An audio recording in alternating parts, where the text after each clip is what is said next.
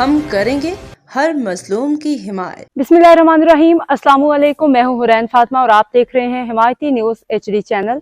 नजर डालते हैं आज की अहम खबरों पर।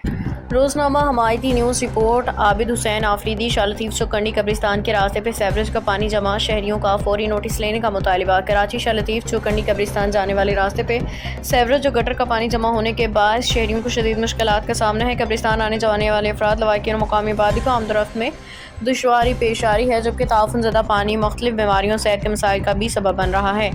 इलाका मकीनों ने मुतलका इंतजामिया, वाटर एंड सेवरेज कॉरपोरेशन और बल्दियाती इदारों से मुतालबा किया है कि कब्रिस्तान के रास्ते पर जमा सेवरेज के पानी की फौरी निकासी को यकीनी बनाया जाए, मौसर ड्रेनेज निज़ाम बहाल किया जाए और रास्ते को साफ सुथरा बनाया जाए ताकि शहरियों को मज़ीद मुश्किलात का सामना न करना पड़े। शहरियों ने भी यह मुतालबा किया है कि कब्रिस्तान के चौकीदार के खिलाफ मसूल होने वाली शिकायत के शफाफ और गैर जानिबदाराना तहकीकात की जाए और अगर इल्ज़ाम दुरुस्त साबित हों तो मुतल्लिका शख्स के खिलाफ कानून के मुताबिक कार्रवाई अमल में लाई जाए। और अवामी हलकों का कहना है कि कब्रिस्तान एक मुक़द्दस मुकाम है, इसकी देखभाल और जिम्मेदारी है। शहरियों ने आला हुकाम से फौरी नोटिस लेने का मुतालबा किया, मसाइल के हल के लिए हंगामी बुनियादों पर इक़दाम करने की अपील की है। सर अस्सलाम वालेकुम। जाम अब्दुल करीम साहब ही ॾिसो त चौकुंडी कब्रिस्तान जो रस्तो आहे साहब, इहो ॾिसो सफ़ा चौकुंडी कब्रिस्तान जो रस्तो आहे जंहिंजूं वीडिया तक़रीबन सोशल मीडिया ते 100 मरतबा हली चुका आहिनि, उन जे बावजूदि बि हिनजो इहा हाल आहे। 100 मरतबा सोशल मीडिया ते हलियो आहे। नज़ीर भुट्टे खे 50 दरख़्वास्तूं मिली चुकियूं आहिनि, उन जे बावजूदि बि इहा हाल आहे। हीअ ॾिसो असीं हितां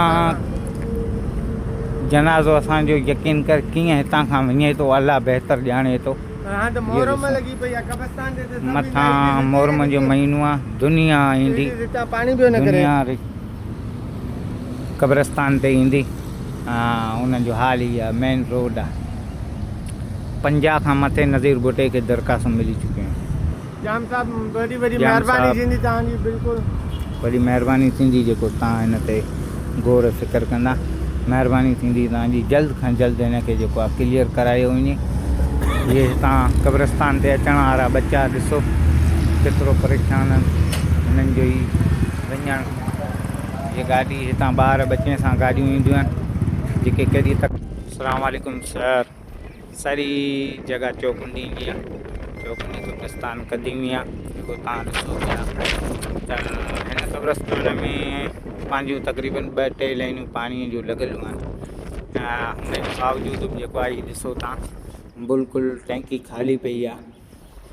चौकीदार 4-4 रखियल आहिनि जिन खे असां पंहिंजी मोटरूं बि वठी ॾिनियूं हुआसीं, उन जे बावजूदि बि जेको आहे सो हिन में पाणी वग़ैरह छॾीनि नथा, छो जो हू पंहिंजे मक़ामी हिकिड़ो बि चौकीदार न आहे, सभु ॿाहिरियां चौकीदार आहिनि। त जाम अब्दुल करीम साहिबु अव्हांखे गुज़ारिश आहे त हिन चौकुंडी कब्रिस्तान क़दीमी आहे, हिन जे पाणीअ जो मसइलो बि हल कयो वञे। ॿी सूरत इहा आहे त उन में जेके बि चौकीदार रखियल आहिनि उन मां पंहिंजो मक़ामी माण्हुनि जो हिकिड़ो बि न आहे, न जोखी बिरादर जो आहे, न कलमती बिरादर जो आहे, न गबोल बिरादर जो आहे। त महिरबानी करे उहो चौकीदार बि जेको आहे सो पंहिंजो रखियो वञे। ऐं ॿी सूरत इहा आहे तव्हां मान कंहिंजा कब्रिस्तान काई ख़बर कोन्हे, जेको आयो जीअं रखे उनजी मर्ज़ी आहे, उन खे चवण वारो केरु ई कोन्हे। रखनि तॾहिं हा जॾहिं पंहिंजे ॻोठ जो को चौकीदार हुजे जेको उन्हनि खे रोके पुछे ऐं ॻाल्हि त केरु इहो किथां आया आहियो तव्हां हिते रखो पिया, उनखे केरु पुछण वारो ई कोन्हे।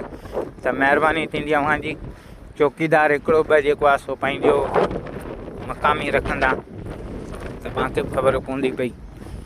इहा अव्हांखे गुज़ारिश आहे। जाम अब्दुल करीम साहिबु आहे जेके बि कब्रिस्तान आहिनि तव्हां गौर सां ॾिसी सघो था, ख़बर न आहे केरु आहिनि, पंहिंजा त हिननि में कोई कोन्हे।